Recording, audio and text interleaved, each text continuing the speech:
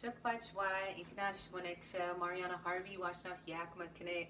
Good day, my name is Mariana Harvey. I'm a citizen of the Yakama Nation, and I'm here to share a recipe with you all for the Blue Jay event from Na'a Ilihi Fund. I love Na'a Ilihi Fund. You all do so much amazing work. I've personally benefited from this work, and I'm proud to be in partnership with Na'a Ilihi Fund. I work at GRuB, known as Garden Raised Bounty, in their Wild Foods and Medicines program, and I get to work with Na'a Ilihi Fund on our 10 Gather Grow curriculum. And the recipe I'm sharing today, I learned from Vanessa Cooper, who's a Lummi Tribal member, and it's called Salish Pemmican.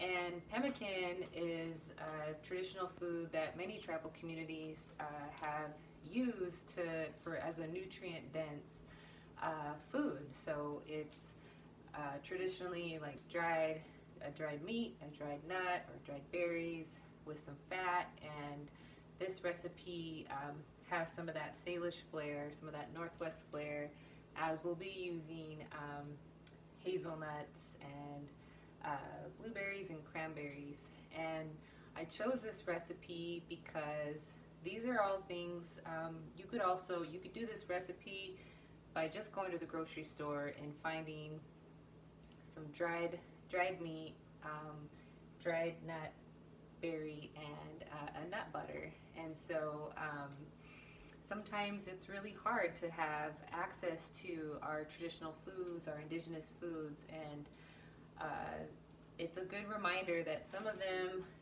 versions of our native foods can be found on our grocery store shelves. And that maybe it brings that connection to maybe the next time you make this recipe, you'll have gathered some of those huckleberries from the mountain and dried them and put that in your pemmican, or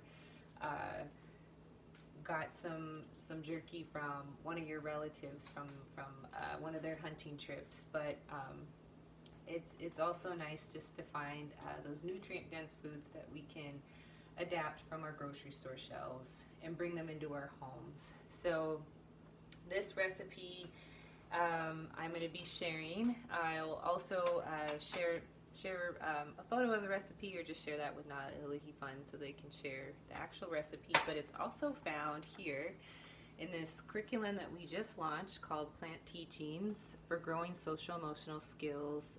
This was a partnership with Garden Raised Bounty and Northwest Indian Treatment Center, and we've been hosting several teacher trainings with this curriculum. And here's the recipe for Salish Pemmican as one of many recipes and teachings in here. You can find more about this and how to access this at goodgrub.org. We'll have it available on our website soon. But back to the recipe. So it's a really simple thing. Like I said, you just need a cup of dried meat. I have buffalo jerky, and buffalo are and any of our wild game like deer or elk or moose, and salmon. Dried salmon could also be used in this recipe. They're just so much more nutrient dense and have so much more medicine than if you're just buying some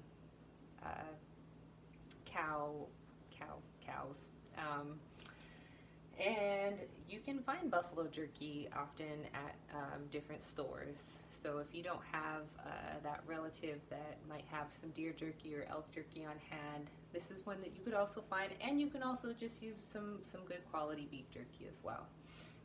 So I take the 1 cup, this is already measured, of the buffalo jerky, and I chopped it up a little bit. I have a few more pieces to chop up. They're already kind of chopped up, but it just makes it easier for it to go in your blender, or I'm using a food processor. And then I already have pre-measured my dried blueberries and cranberries, and I like to find ones that don't have added sugar, or oftentimes you'll see with cranberry, because they're so tart, some people you'll find it like sweetened with apple juice. So I like to find that, because I like to give this to my son, who's almost 2, and this is just a really good nutrient dense food for him that's an easy snack on the go. So I'm going to put this in my food processor, and then here's my cup of raw hazelnuts. And again, these aren't the native beaked hazelnut. The beaked hazelnut is the native hazelnut to this region. But hazelnut trees, like the European variety, grows really well in the Northwest. So there's a lot of hazelnut, like this is raw Oregon hazelnut that I bought at Trader Joe's, pretty affordable. Raw nuts have a little bit more nutrients in them than when after they're roasted or dried, even though the roasting gives like a really different flavor that you might enjoy. It's a either or. You might, I just shoot for the raw nut. And you could also use seeds if you have a nut allergy. You could take you know, whatever type of seed, pumpkin seed, sesame seed, sunflower seed, probably not sesame seed, and replace the nuts. So I'm going to blend this up first before I put the meat in the nut, and I'm actually going to put the nut butter in here. So then I'm going to use a half a cup of nut butter, and again, this could be seed butter. This is peanut butter, but I could have got hazelnut butter, almond butter, any kind of butter could do. So I'm going to put this in there.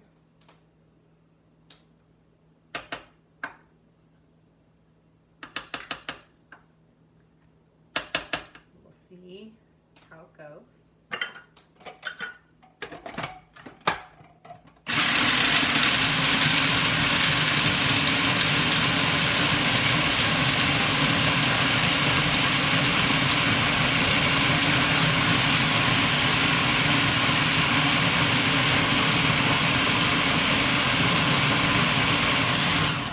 Okay, I love food processors. I got this for Christmas a few years ago, and it was like my favorite.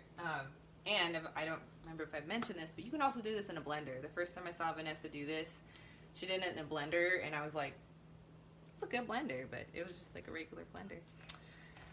Okay, so now I'm going to add the buffalo jerky. And this is a cup, so it's 1 cup jerky, 1 cup nuts, 1 cup dried fruit. So 1 cup dried meat, dried nut, dried fruit, and then a half a cup of your nut butter or seed butter. And now I'm going to mix this up.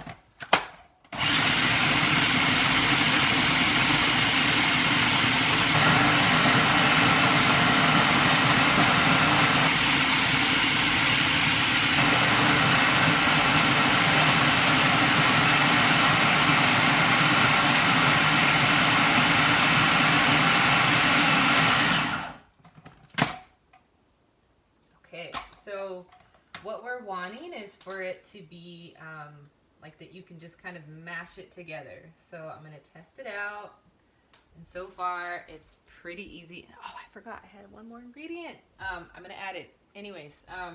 So the other thing that is not actually in the recipe that I'll share, but I've heard from my dear friend Elise, and she's also one of my teachers, is that you could add nettle powder in here. So you could when I say nettle powder, I like actually go and take my like dried nettles, that these are ones that I dried myself, but you can also, the ones that you go and buy in the store, if you go to an herb store and just buy dried nettles, you can put it in your coffee grinder. So I keep a second grinder that's just for herbs, and then I can, because coffee's so strong and I love coffee, and there's 2 grinders. So my spice grinder, I put it in there until it's a powder, and you can use that powder like how you would use any other spice like cinnamon, and just use it as that flavoring, and it gives like that much more of a nutrient, medicinal, dense treat for whoever gets to enjoy these. So what I have a really special already powdered green from Wild Greens Sovereignty. They yeah, this is like a bunch of amazing, you can find them on Instagram, Wild Green Sovereignty, and this is several different wild plants. So there's nettle and fireweed and all kinds of things. And so for the recipe for all the like 1 cups and ½ cup of nuts and berries, I would put about 1 tablespoon of this greens. So I'm gonna add my greens in here.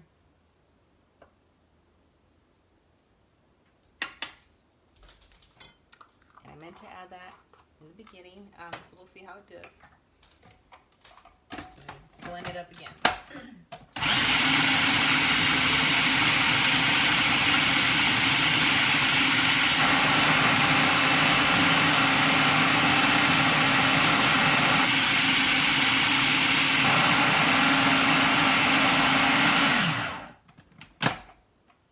Okay, it looks like it looks just fine. So again, I can kind of share what it looks like in here. It's